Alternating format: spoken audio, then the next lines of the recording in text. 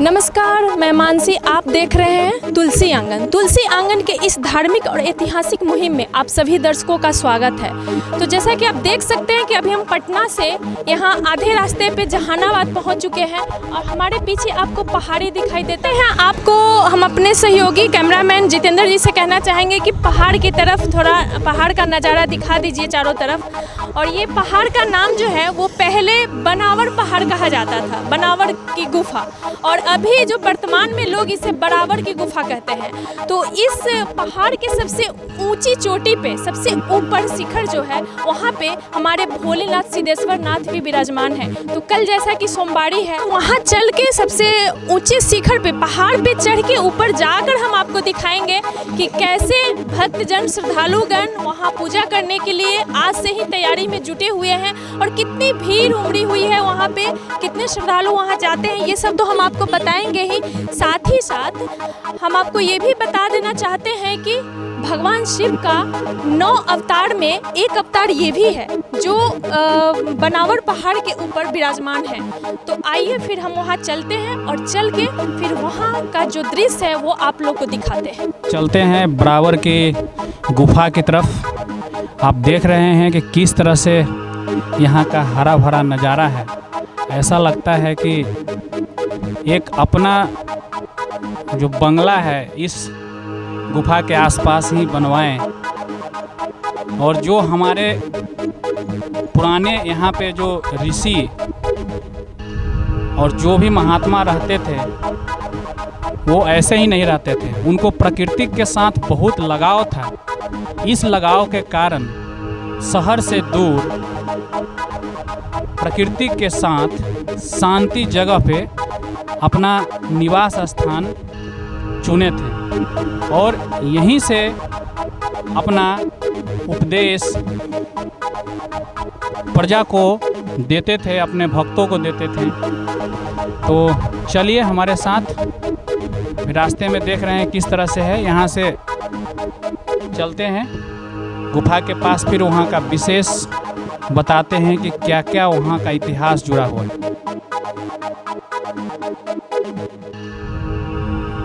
देखिए यहाँ किस तरह से चारों साइड हरियाली की वजह से यहाँ पे गाय बकरियाँ चारों साइड पहाड़ के आसपास घूम घूम कर घास चर रही है।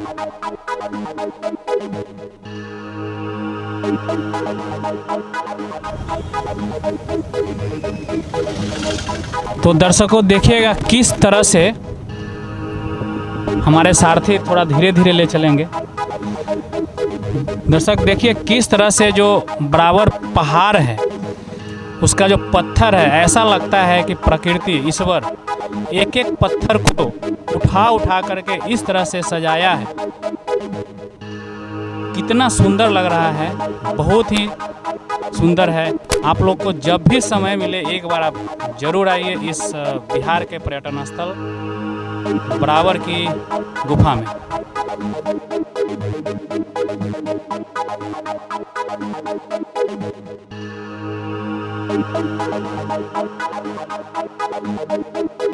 आप देख रहे हैं तुलसी आंगन। तुलसी आंगन के इस धार्मिक और ऐतिहासिक मुहिम में आप सभी दर्शकों का स्वागत है। तो अभी हम पतालगंगा पहुंच चुके हैं। तो आइए दर्शकों, अभी हम आए हैं, यहाँ का एक जगह है पतालगंगा। तो जानते हैं पतालगंगा के बारे में। यहाँ जब गुफा बनाया गया था तो उस समय पहाड़ से जो पानी रिश्ता था, रिसने के बाद यहाँ पे उसको खन कर करके बनाया गया था इसको स्टोर करने के लिए। और उस समय में जो पानी स्टोर होता था उस जगह को पतालगंगा बोला जाता। तो आइए हम जानते हैं इसके बारे में डिटेल सर से। सर, इसको पतालगंगा क्यों बोला जाता था? पतालगंगा ये 3 तालाबों से पानी निकलते हुए, ऊपर में 3 तालाब है आपका जी, उसे निकलते हुए पहाड़ के नीचे से जाना जो दिखाई ना पड़े। अच्छा। और इधर से निकल जाना। अच्छा। और यहाँ पर इकट्ठा हो जाना। अच्छा, वहाँ से आता था इधर इकट्ठा होता था, इसलिए से दिखाई नहीं पड़ा तो पतालगंगा हो गया ये। अच्छा अच्छा। मतलब कि लोकल जो वर्ड है ये। अच्छा। लोकलों का कहना है कि पतालगंगा है। ऐसे लोग यहाँ पर आके जलाभिषेक करते हैं लोग। ये नेचुरल वाटर है ये। तो नेचुरल वाटर क्या है, तो रेन पर डिपेंड करता है ये। ऐसे नहीं है इसका। पहले तो बोलते थे कि आता था ऐसा जब एंशिएंट टाइम में ऐसा? कुछ नहीं, हम लोग इंसेंट किताब ही पढ़ लिए हैं। अच्छा, ऐसा नहीं आता था नेचुरल बारिश के समय में बारिश के समय में 3 तालाबों में इकट्ठा होकर जो रिश्ता है, अच्छा, मैंने फिल्टर होकर के तो उसी पानी को इसको हम पताल गंगा कहते हैं। यहाँ से मतलब जल उठा करके ऊपर में जो जलाभिषेक करते हैं। मंदिर जो है सिद्धेश्वर नाथ का, उस जलाभिषेक डेट में क्या हो गया है ना, 10 साल से परिवर्तन हो गया है। कुछ लोग जो है फतुआ से जल उठाते हैं गंगा का, जी, यहाँ पे चढ़ाने के लिए। और दुनिया का सबसे बड़ा जो कांवर है आपको फतुआ से उठा 405 फीट का है। अच्छा, फतुहा का कांवर। हजारों लोग एक कांवर को पकड़े हुए हैं जो लंबा लाइनिंग रहेगा। फतुहा के नज़दीक ही मेरा घर हुआ, इसलिए थोड़ा पूछ रहे हैं ज़्यादा। हाँ, तो वहाँ से लोग आते हैं और 52 सीढ़ी के रास्ते से ऊपर चढ़ के जलाभिषेक करते हैं। तो लोगों का कहना है खास करके कि लोग जो इसमें नहाते हैं 4 महीनों को दूर होता है। आज का डेट में ऐसा नहीं लग रहा है, इतना शैम्पू सोडा पानी जो डाला हुआ है, अभी बच्चे कूद रहे हैं तो फेन निकल रहा है, तो प्रदूषित हो चुका है। हाँ, पुराने समय में जो फिल्टर होकर के पानी आती थी तो उससे कि यहाँ पे चर्म रोग वगैरह ठीक होता था। ऐसा बहुत सारा भारत में है कुंड जहाँ पे स्नान करने से होता है, लेकिन अभी के समय में ये दूषित हो चुका है। अभी के समय में देख रहे हैं कि यहाँ पे जो है पूरा शैम्पू वगैरह साबुन का यूज होता है, इसके कारण से ये जो यहाँ पे पानी पूरा प्रदूषित हो चुका है, ये पताल गंगा का। हम आपको बता दें कि जहानाबाद के मुखदुमपुर प्रखंड में हम पहुंच चुके हैं। बहुत सारा अभी श्रद्धालु लोग आएंगे और तो अभी हम पतलगंगा पहुंच चुके हैं और यहाँ पे आप देख सकते हैं कि किस तरह से श्रद्धालु लोग, एकदम श्रावणी मेला भी लगा हुआ है, श्रद्धालु लोग का भीड़ है यहाँ पे। और आगे हम आपको दिखाते हैं बराबर की जो पहाड़ी है, जो गुफा है, तो आइए हम दिखाते हैं। बराबर की पहाड़ी पे हम लोग चलते हैं और इसका जो रास्ता है वो हम आपको दिखाते हैं।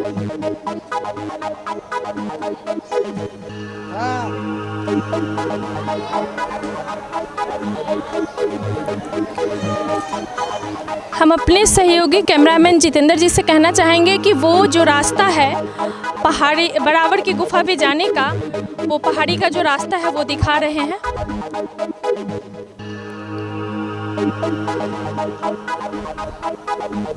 और इस पहाड़ी के इस बराबर की पहाड़ी पे सबसे ऊंचा जो शिखर है वहाँ पे सिद्धेश्वर नाथ भगवान भोलेनाथ विराजमान है। तो जैसा कि आप देख सकते हैं कल सोमवारी है, कल सोमवारी है और सोमवारी में किस तरह से यहाँ अभी श्रावणी मेला हम पतलगंगा के पास आपको दिखाए हैं। फिर श्रद्धालुओं का भीड़ आज से ही लग चुका है। पहाड़ काट के जो ये सीढ़ी बनाया गया है और चारों तरफ प्रकृति का नज़ारा भी आप देख सकते हैं। और अभी बहुत सारे लोग यहाँ पे खड़े हैं। आप लोग ऊपर से दर्शन करके आ रहे हैं। ऊपर में क्या है? भगवान जी का मंदिर। किस भगवान का मंदिर? शंकर जी के। शंकर जी के। आप जल अर्पित कर लिए? यस। ऊपर में प्रसाद फूल वगैरह मिलता है? यस। अच्छा, आप लोग ऊपर से दर्शन करके आ रहे हैं? जी। कल सोमवारी है तो आज ऊपर में क्या फूल प्रसाद ये सब मिल रहा है कि नहीं? सब मिल रहा है। ऊपर में भी पूरा श्रावणी मेला लगा हुआ है? सब भीड़ काफी रहता है क्या? काफी रहता है। और दूरी कितना है? वही मानो कि 350 सीढ़ी पड़ेगा। 350। हालत आप लोग श्रद्धालु के कोई दिक्कत नहीं, सब भोले बाबा का कृपा है। तो देखिए जैसे कि अभी ये लोग भी ऊपर से ही आ रहे हैं, सिद्धेश्वर नाथ बाबा के दर्शन करके आ रहे हैं।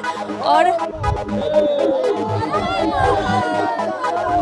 तो जैसा कि आप देख सकते हैं कि अभी हम लोग यहाँ बराबर की गुफा के ऊपर पहुँच चुके हैं और यहाँ पे भगवान विष्णु की प्रतिमा है और महादेव की शिवलिंग भी है। और हमारे साथ पर्यटक विभाग के पर्यटन गाइड राकेश सर जुड़ चुके हैं और राकेश सर से अभी हम जानेंगे कि इस पर्वत के शिखर पे जो शिव मंदिर है उसके बारे में सर से अच्छा कौन ही बता सकता है। तो सर बहुत बहुत स्वागत है आपका तुलसी आंगन चैनल में। धन्यवाद सर, यहाँ जो पर्वत के ऊपर जो शिखर पे जो सिद्धेश्वर नाथ मंदिर है तो उसके बारे में सर आप हमारे दर्शकों को जानकारी दीजिए। और सबसे पहले ये मंदिर का निर्माण कब हुआ? एक्चुअली देखिए, आर्कोलॉजिकल के अनुसार अगर हम चलते हैं तो ये मंदिर का निर्माण 7वीं शताब्दी में हुआ है। इसका जो राजा थे, किंग थे, वो अनंत वर्मन का मेंशन होता है। बहुत सारे स्क्रिप्ट यहाँ पर है उनका, ऊपर में भी है, नीचे में भी है, गुफाएं पर भी है। उन्होंने यहाँ पर बहुत सारे स्कल्पचर ही बनाए हैं। बहुत सारा स्कल्पचर मिलेंगे आपको वहाँ पर, रॉक कट इमेजेस मिलेंगे जो आप देख रहे हैं, विष्णु हैं, क्योंकि मंदिर का जो निर्माण है आपके 7वीं शताब्दी में हुआ है, वो आनंद वर्मन। लेकिन मंदिर का अवशेष जो है बिखरे हुए हैं, आपको वो मंदिर नहीं मिलेगा जो प्राचीन था। नया मंदिर मिलेगा, नया स्ट्रक्चर मिलेगा, लेकिन जो गर्भगृह है शिवलिंग वो पुराना ही है वो। तो खास करके देखिए यहाँ पर जो सिद्धेश्वर नाथ टेम्पल कैसे पड़ा, सिद्धपीठ कैसे होता है, यहाँ पर क्या है जो 20 लाख लोग अगस्त मंथ में तक आते हैं, जो सावन का महीना चल रहा है, अभी भी चल रहा है। कल भी सोमवारी है तो काफ़ी भीड़ होगी। 20 लाख लोग आते हैं, तो जोड़ लीजिए एक महीना में 20 लाख आते हैं, तो एवरीडे का अपना निकाल लीजिए। तो ये जो हम चलते हैं महाशिव पुराण का जो मेंशन होता है, महाशिव पुराण में चलते हैं, तो यहाँ पर जो सिद्धेश्वर नाथ कैसे पड़ा, तो यहाँ पे जो दैत्यराज बानासुर का जिक्र होता है। बानासुर के नाम से ही बराबर है, अवरंशवट है ना, बिखरा हुआ टूटा हुआ नाम है। तो दैत्यराज बानासुर यहाँ कठोर तपस्या करते हजारों वर्ष तक शिव का आराधना कर रहे थे। शिव का आराधना करते करते इसीलिए सर वानावर गुफा भी पहले जो नाम मेंशन, देखिए पहले का नाम नहीं है, नया का नाम है। अशोक के समय जब देखिए हम अब ऑथेंटिक में आएंगे तो आपको ये जो गुफा जो है बहुत सारा इसका नाम अलग है, गिरी का नाम अलग है। खलतिक पावातेसी दिन्ना जब का है, तो खलतिक पावातेसी में से ये माउंटेन, ये प्राकृत वर्ड है, और पर्वत हिंदी वर्ड है, गिरी भी है संस्कृत वर्ड में है, पावातेसी है ना। तो ये जो लिखी हुई है वो नहीं लिखी हुई है यहाँ पे। तो खास करके हम यहाँ पर जो अनंत वर्मन जो है बनाए, लेकिन हम चलते हैं अनंत वर्मन से पीछे चलते हैं जो शिव पुराण में मेंशन होता है। तो दैत्यराज बानासुर यहाँ कठिन तपस्या किए थे, 1000 वर्षों तक किए थे। तो शिव जी प्रकट हो गए। अब बोले कि ठीक है प्रकट हो गया, तपस्या से खुश हो गए। बोले कि बोलो क्या मांगते हो। इन्होंने बोला ये बानासुर बोले कि हमें सहस्त्र भुजा का वरदान चाहिए। तो हजारों भुजा मिल गया हमें, और जब भी दुख का संकट मिले तो आप हमारे साथ सहायता करेंगे, हमारे पीछे रहेंगे आप। तो जब शक्ति ज़्यादा प्रदान हो गया इनको, तो सोचे चलो शक्ति को भी आजमाना शुरू कर दिए वो।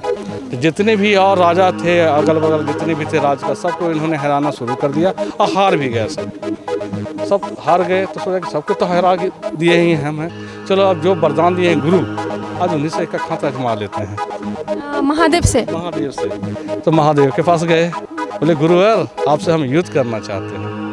अभी सोचे पड़ेगा कि मेरा शिष्य हमें से युद्ध करेगा ये। बोले ठीक है युद्ध हम तुमसे जरूर करेंगे, लेकिन अभी नहीं करेंगे, द्वापर युग में करेंगे।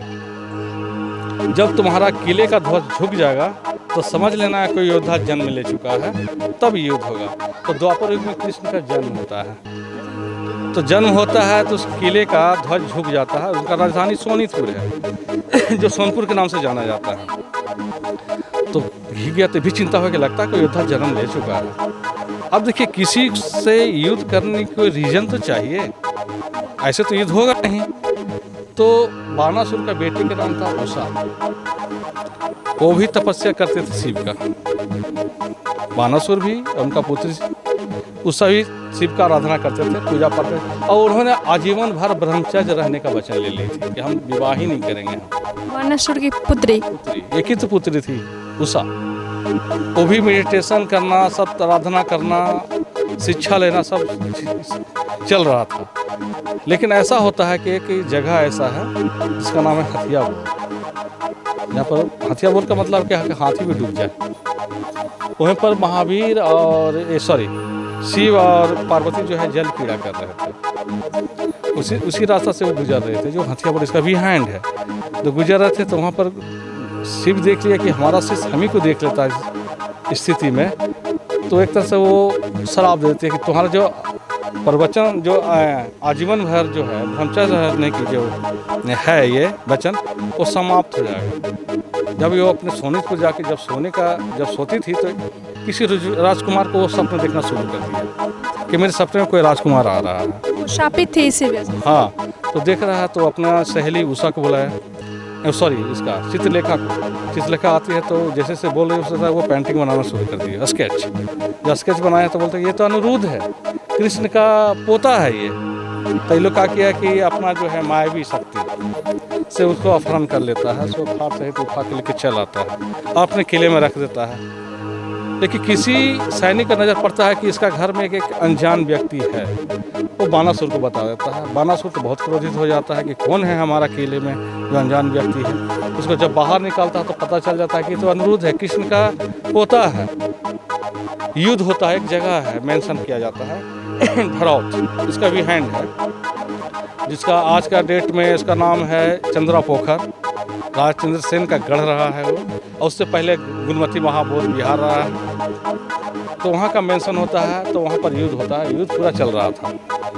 लेकिन बानासुर बहुत ज़्यादा शक्तिशाली थे ना, फिर बंदी बना लेता है उसको।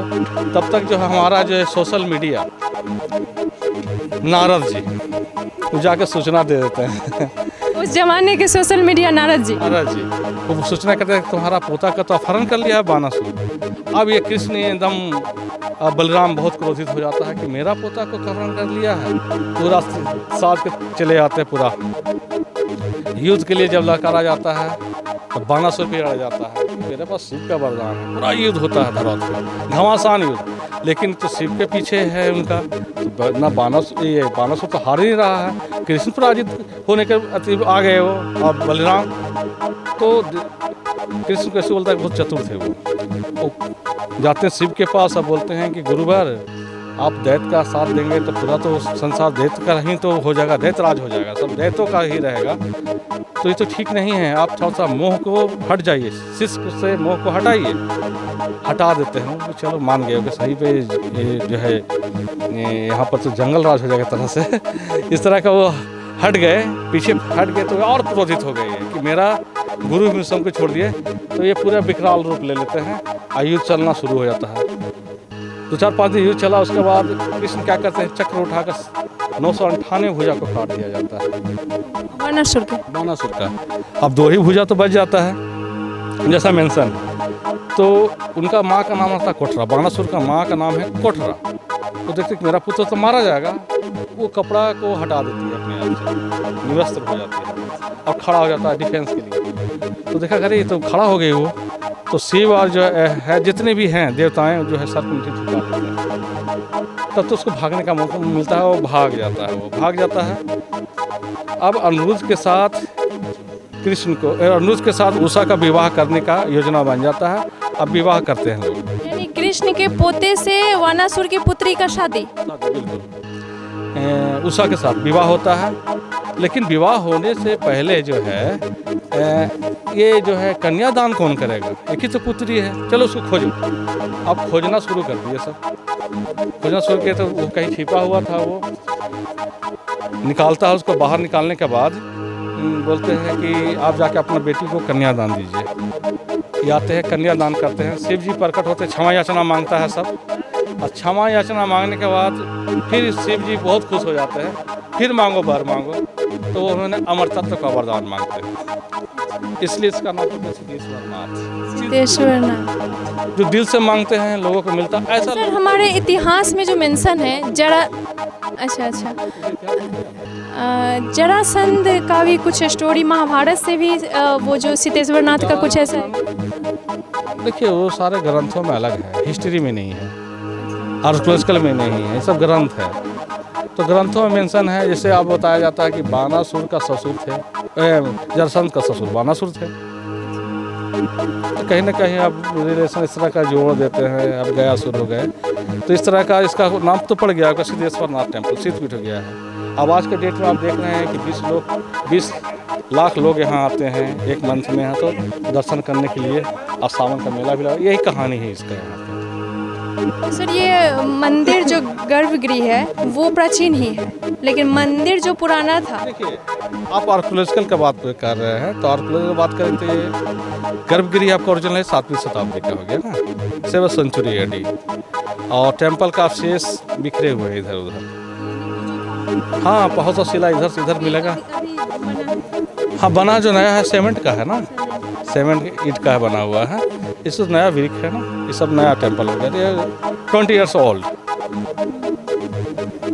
और बाकी सब तो अब देख रहे हैं कि गुफा तो बिफोर क्राइस्ट का ही है, इतने केशवरनाथ टेम्पल चित्रकूट गया है।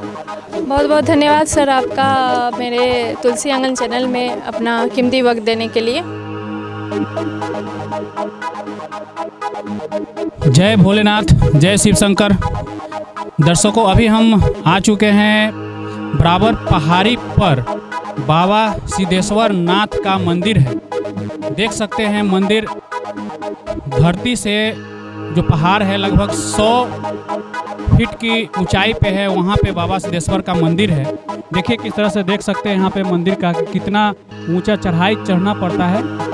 पर्वत के सबसे ऊंची चोटी पे मंदिर है। कल सोमवार है, आज 12 बजे के बाद ही कांवड़ियों का भीड़ होता है। यहाँ पे बताया जाता है कि सावन के महीना में, एक महीना में लगभग 20 लाख श्रद्धालु आते हैं और गंगा फतुहा के पास से गंगा नदी से जल उठाते हैं और जल उठाने के बाद जो है आकर के यहाँ जलाभिषेक करते हैं। हालांकि इसके नीचे भी जल का कुंड है। जिनके घर के नज़दीक गंगा है, गंगा से ही जल उठा करके लाते हैं। और बराबर पहाड़ के नीचे पताल गंगा है, वहाँ से भी जल उठा करके बाबा को जो है जल अर्पित करते हैं। यहाँ पे माना जाता है कि जो भी लोग सच्चे मन से आते हैं उनका मनोकामना सिद्ध होता है, मनोकामना पूर्ण होती है। इसीलिए इस मंदिर का नाम सिद्धेश्वर नाथ मंदिर है। तो आइए चलते हैं मंदिर के पास। पहाड़ी देखिए कितना ऊंचा रास्ता है, रास्ता से सफ़र तय कर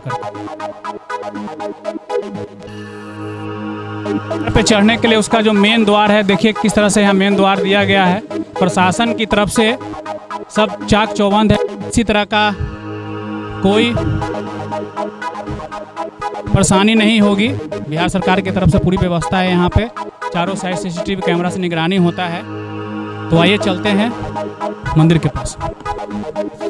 तो जैसा कि आप देख सकते हैं कि फाइनली हम लोग यहाँ बराबर की गुफा के सबसे ऊपर जो शिखर है, जहाँ बाबा सिद्धेश्वर नाथ विराजमान है, वहाँ हम लोग पहुँच चुके हैं। अब आइए मंदिर की तरफ चलते हैं। सबसे पहले हम अपने सहयोगी कैमरामैन जितेंद्र जी से कहना चाहेंगे कि यहाँ श्रावणी मेला की तरह यहाँ भी सब कुछ लग चुका है। और आज संडे है, आज रविवार को हम लोग कवरेज कर रहे हैं और कल सोमवारी है। तो सोमवारी जो ये पहली सोमवारी है, पहली सोमवारी का जो भीड़ है वो अभी से आपको देखने को मिल रहा है। तो पहले आप इधर मंदिर के प्रांगण में तो हम लोग पहुंच चुके हैं और मंदिर के अंदर जो गर्भगृह है जहां बाबा सिद्धेश्वर नाथ विराजमान है, वहां चलते हैं और वहां चलकर फिर दिखाते हैं यहाँ के दृश्य नज़ारा क्या है। अभी तो थोड़ा रात हो चुका है, नाइट है, नहीं तो यहाँ जो ये पहाड़ी से नीचे का जो दृश्य, आप प्राकृतिक जो सुंदरता है वो देखने को तो एकदम आप देख के ही दिल एकदम खुश हो जाता है। नहीं, अच्छे जगह पे। तो आइए हम मंदिर के गर्भगृह की तरफ चलते हैं और देखिए जैसा कि अभी से ही श्रद्धालु लोग जल लेकर जल अर्पित करने के लिए जा रहे हैं मंदिर के अंदर। तुलसी आंगन, तुलसी आंगन, तुलसी आंगन, गर्भगृह की तरफ हम जा रहे हैं।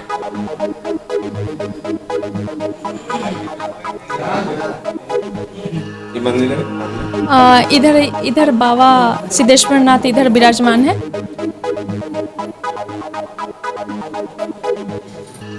तो तुलसी आंगन के सभी दर्शक से हम कहना चाहेंगे कि आप लोग घर बैठे बैठे अगर जो यहाँ नहीं आ सकते हैं तो सिद्धेश्वर नाथ बाबा का दर्शन कीजिए।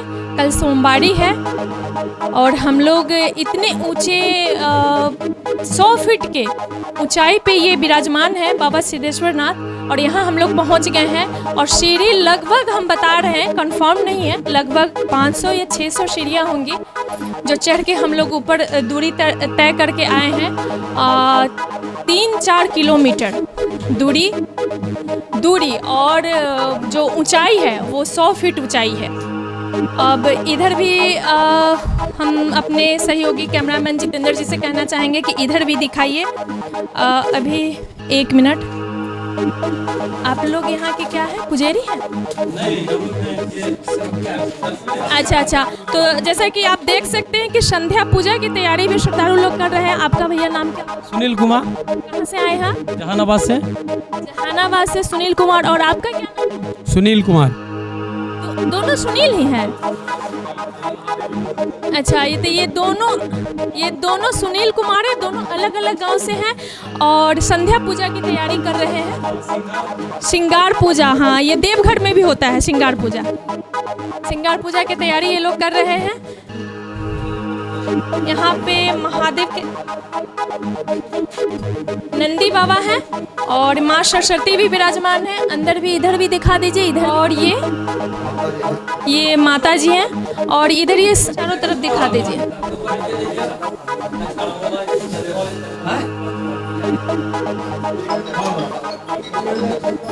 तो जैसा कि आप देख सकते हैं कि मंदिर के बाहर, गर्भगृह से बाहर हम लोग निकल गए और इधर पूरा प्रांगण है। इधर भी हवन पूजा का कुछ लगा हुआ है। इधर श्रद्धालु लोग सब सोए हुए हैं। इधर हमारे आर्मी के जो नौजवान हैं वो लोग भी अपने ड्यूटी पे तैनात है। वो लोग भी अपना ड्यूटी दे रहे हैं। आप लोगों ने देखा अंदर महादेव की श्रृंगार पूजा की तैयारी चल रही है और अब हम मंदिर के गर्भगृह से बाहर प्रांगण में निकल चुके हैं। तो आइए दिखाते हैं इधर महिलाएं लोग कैसे शिव चर्चा कर रही हैं, ताली बजा रही है, गीत गा रही है, गीत नाद सब हो रहा है।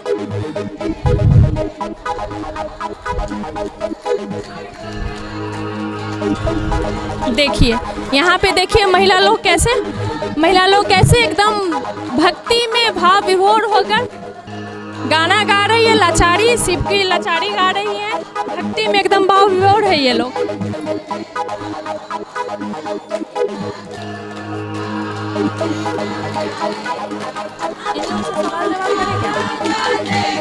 तो आइए देखते हैं इन लोग से कुछ सवाल जवाब करते हैं। इधर दिखलाइएगा।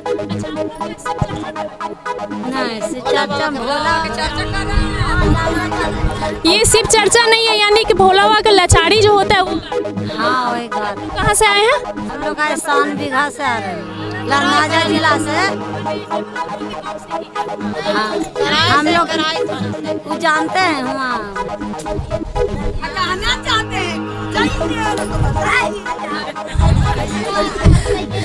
गाना बजाना आप लोग कर रही है ना?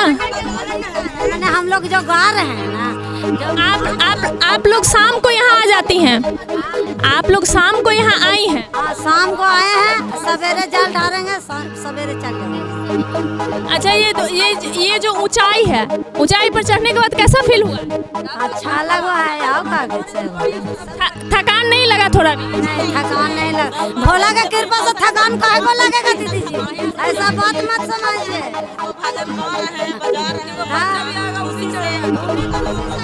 उसी से भी जाएंगे अस्थिर से उतार के।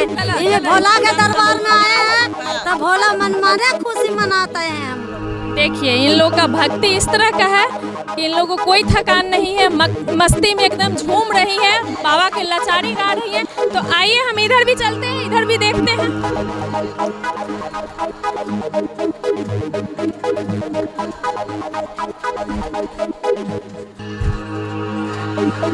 आप मेरे पीछे देख सकते हैं किस तरह से चादर और कुछ बिछा के यहाँ पे लोग अपना आराम फरमा रहे हैं, इतना नीचे से जो चल के आए हैं।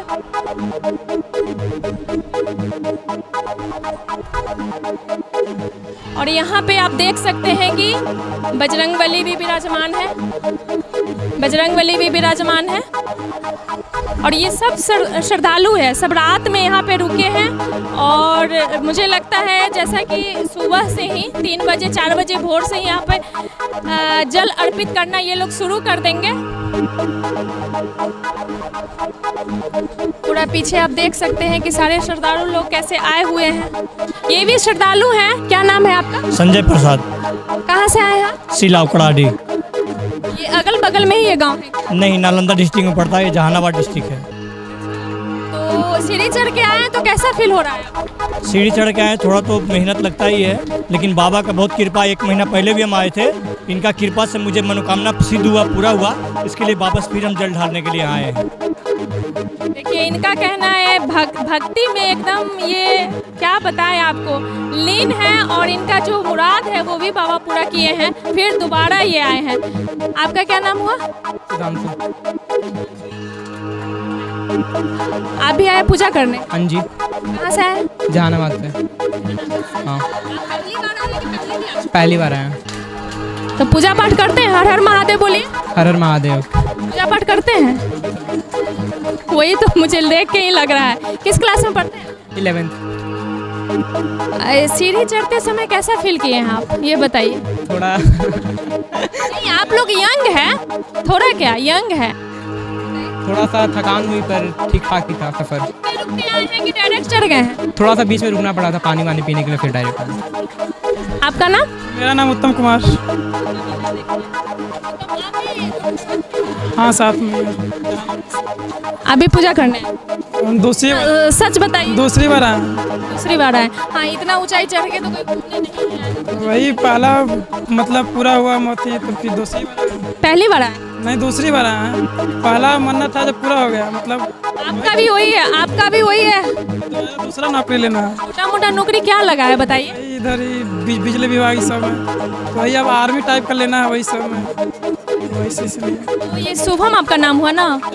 उत्तम। उत्तम का कहना है कि गवर्नमेंट जॉब के लिए इनका एक मुराद पूरा हुआ है। छोटा मोटा नौकरी इनको लगा बिजली विभाग में, फिर ये दूसरी बार आर्मी में जाने के लिए यहाँ आए हैं। तो भगवान करे महादेव आपकी कृपा जो है, महादेव की आप पे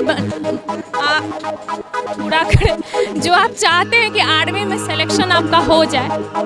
आंटी आप कहाँ से? हम टेटा जहानाबाद से। हाँ, टेटा जहानाबाद से। तो आप कितने बजे आई हैं यहाँ पे? हम 6 बजे यहाँ आए हैं। रात भर आप लोग विश्राम कीजिए? हाँ, रात भर रहेंगे, भजन कीर्तन करेंगे, महादेव के जल चढ़ावेंगे। सोमवार के दिन पहला सोमवारी है, जल चढ़ाएंगे। बहुत उनको कृपा है, बहुत अच्छा है, दयालु है, अवघरदानी है। जो मांगते हैं जो पूरा हो जाता है। ये है बिहार की भक्ति। देख लीजिए इधर यंग जो कुछ बच्चे हैं जो अभी उत्तम से मैंने बाइट लिया, और ये एक आंटी है, और उधर आप जैसे कि देख रहे हैं कि गाना बजाना कैसे चल रहा है। ये है बिहार की भक्ति। आपका क्या नाम? संगीता देवी। आप कहाँ से आई? गया से आए हैं। गया से आई हैं? गया से तो थोड़ा दूरी। हाँ, गया से दूरी हुआ। पहली बार आई हैं कि? हर साल सावन में आते हैं। इस बार तो सावन भी 2 महीना 2 महीना है, तब फिर आवेंगे अगला सोमवार के, फिर आवेंगे। एक सोमवारी को आना? नहीं, हर सोमवार के आते हैं। हर सोमवारी के ये लोग आती हैं। आपका क्या नाम? सुनीता देवी। आप इन लोग के साथी हैं? हम आए मानपुर से। ये दूसरे गांव से मानपुर से आई हैं? हाँ, आएंगे, बाबा की कृपा है, आएंगे। उनकी मर्जी से ना आते हैं, जब ना बुलाते नहीं आते हैं, बुला लेते हैं तो आ जाते हैं। होता है, लेकिन इनका दरबार में आ गया पर सब दर्द दूर हो जाता है, सब दूर हो जाता है। मन एकदम फ्रेश लगता है, शांति लगता है। इधर देखिए, इधर सुन रहे हैं इन लोग का? वाह, इधर देखिए, इधर एक बहन है। हमारा नाम पूजा कुमारी है। हिलसा। ये पूजा कुमारी हिलसा से आई है? हाँ, पहली बार आए, फैमिली के साथ आए हुए हैं। हाँ, फैमिली के। ये जो ऊंचाई है, ऊंचाई चढ़ने के बाद कैसा फील हुआ आपको? ऊंचाई चढ़ते समय तो बहुत दिक्कत हुआ, लेकिन चढ़ने के बाद सब ठीक हो गया। ये बाबा की कृपा है। कृपा ये समझिए, और क्या। चढ़ते समय तो लग रहा था कि चढ़ ही नहीं पाएंगे, लेकिन जब आगे ऊपर तो कुछ ऐसा एहसास नहीं हुआ। दर्द पीड़त जितना था सब खत्म हो गया। ये आप लोग का भक्ति जो है ना, वो पूरा सर पे सवार है, इसलिए ऐसा बाबा की कृपा आपको लगता है। आपका नाम क्या हुआ बताइए? मेरा नाम पप्पू चौधरी है। आप पहली बार आए हैं कि बहुत बार? बहुत बार आए हैं, बचपन से अभी तक आ ही रहे हैं। कोई आपके लिए तो ये दूरी या ऊंचाई कोई मायने नहीं रखता। बामन सीढ़िया में आते थे, अब तो इधर में आते हैं तो थोड़ा ऊंचाई है, मगर उड़ने से ज़्यादा आराम होता था। आपको पता है कितनी सीढ़ियाँ हैं? इतना तो याद नहीं, बामन सीढ़िया लोग कहते हैं। उधर से आने में बामन सीढ़ी होता था। हाँ, पहले। अभी नहीं लगता है कि 52 सीढ़ी? नहीं, उधर से तो भाई अब लोग आए भी नहीं करते। हम लोग तो अब जब भी आते थे इधर पतल गंगे में आते हैं, ना तो पहले पीपल का पेड़ था, बामन सीढ़ी में आते थे हम लोग। बहुत अच्छा लगा आप लोग की श्रद्धा भक्ति को देखकर। आपका नाम क्या हुआ? मेरा नाम रमेश कुमार वर्मा हुआ। रमेश कुमार वर्मा जी हैं, शिव भक्त है। देखिए इनके बगल में त्रिशूल भी आपको दिखाई दे रहा होगा। आप कहाँ से आए? हम आए हैं पटना जिला से, दनियाबाग गाँव होता है ये पटना जिला से आए हैं, पहली बार आए? नहीं, हर साल आते हैं यहाँ। हर साल आते हैं?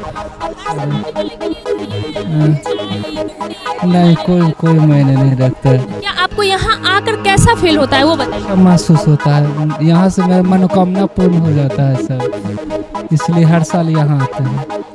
मनोकामना पूर्ण हुआ? हाँ, हुआ। तब श्रद्धा है, विश्वास है इस पर। यहाँ सिद्धनाथ बाबा विश्वास है बहुत। भक्त यहाँ चश्मा लगा के मोबाइल देख रहे हैं, देखिए इस भक्त को देखिए, ये भी शिव भक्त हैं जो लेटे लेटे मोबाइल में लगे हुए हैं। मोबाइल में क्या नाम है आप? राहुल वर्मा। कहाँ से आए? महाराष्ट्र से।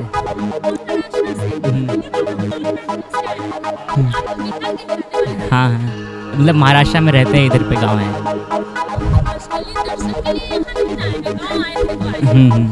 पढ़ाई करते हैं?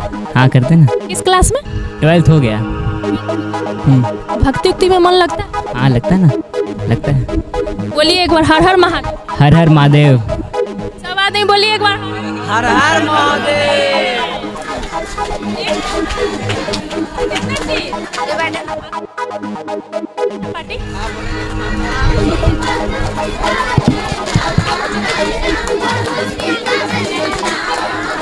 नमस्कार दर्शकों, अभी हम पूरी तुलसी आंगन की जो टीम है, अभी हम आए हुए हैं बराबर की पहाड़ी पे, जो धरती से 100 फीट ऊंची है। यहाँ पे बाबा सिद्धेश्वर नाथ के मंदिर में है। यहाँ देख रहे हैं किस तरह से श्रद्धालुओं की बहुत भीड़ है। और इस मंदिर का जो इतिहास है, वर्णन मिलता है हमारे इतिहास में, वो गुप्त काल से है। इस मंदिर का निर्माण गुप्त काल में हुआ था। गुप्त काल का जो पीरियड है वो 240 ईस्वी से लेकर 550 ईस्वी तक का आता है। गुप्त काल में ही जो भी अभी भारत में जहाँ जहाँ मंदिर निर्माण की शैली मिली है, सब गुप्त काल से ही मिली है। गुप्त काल की थोड़ा सा जानकारी आपको देते हैं। गुप्त काल के जो स्थापना किए थे श्री गुप्त, उनके पुत्र घटोत्कच थे। घटोत्कच के पुत्र थे आपका चंद्रगुप्त प्रथम थे, उसके बाद समुद्रगुप्त थे, उसके बाद चंद्रगुप्त द्वितीय थे। तो चंद्रगुप्त द्वितीय के समय में काफ़ी भारत का जो मगध राज था, यहाँ मौर्य साम्राज्य के बाद चंद्रगुप्त द्वितीय के समय में काफ़ी प्रसिद्ध हुआ था। उस समय भारत का स्वर्णिम काल कहा जाता है। उसी समय में इस मंदिर का निर्माण किया गया था। ऐसे बताया जाता है कि सातवीं शताब्दी में इस मंदिर का निर्माण हुआ था। ये मंदिर, ये पहाड़ी जो है काफ़ी मनोरम दृश्य है। इसी के बगल से जो है फल्गु नदी, जो झारखंड के पलामू डिस्ट्रिक्ट से निकलती है, इसी के पास से होकर के गुजरती है। जब भी आप जो भी श्रद्धालु यहाँ पे आएंगे तो दिन में शाम का वक्त काफ़ी मनोरम दृश्य होता है यहाँ पे। तो जैसा कि बताएं कि स्वर्णिम काल चंद्रगुप्त द्वितीय के समय में था। चंद्रगुप्त द्वितीय को ही राजा विक्रमादित्य की उपाधि दी गई थी। उसके बाद संस्कृत के महान कवि कालिदास, उसके बाद आपका चंद्रगुप्त द्वितीय के समय में ही महान संस्कृत के जो कवि थे कालिदास, इन्हीं के दरबार में थे। आर्यभट्ट, जिन्होंने पूरे विश्व को शून्य का खोज किया, वो इन्हीं के समय में महान गणितज्ञ थे। ब्रह्मगुप्त थे, इन्होंने ही सर्वप्रथम बताया था कि पृथ्वी में जो है गुरुत्वाकर्षण है। वो बात की बात है कि जब न्यूटन ने के आसपास में जब बताया था, वो तो बात की बात है। उससे जो है लगभग 1000 वर्ष पूर्व ब्रह्मगुप्त ने बता दिया था कि पृथ्वी में गुरुत्वाकर्षण है, जो ऊपर से पृथ्वी अपनी ओर कोई भी सामान जब उछाला जाता है तो खींचा जाता है। इससे आप समझ सकते हैं कि चंद्रगुप्त द्वितीय के समय में कितना महान साइंटिस्ट, जो अभी के साइंटिस्ट बोलते हैं, उस समय में ऑलरेडी चंद्रगुप्त द्वितीय के समय में उनके दरबार में उपस्थित थे। यहाँ तक कि नालंदा विश्वविद्यालय की भी स्थापना जो है गुप्त काल में ही हुआ है। तो गुप्त काल का बहुत ही लंबा इतिहास है और भारत के खास कर करके भारत के जो भी उन्नति हुई है वो गुप्त काल में सबसे ज़्यादा हुई है। इसीलिए गुप्त काल को स्वर्णिम काल कहा जाता है। तो दर्शकों, अभी हम आप लोग को सिद्धेश्वर नाथ मंदिर के बारे में बताएं। यहाँ पे आपको जब भी समय मिले आप ज़रूर आइए। यहाँ हर मनोकामना जो भी भक्त आते हैं सच्चे मन से, उनको पूर्ण होती है। जय भोलेनाथ, जय शिव शंकर।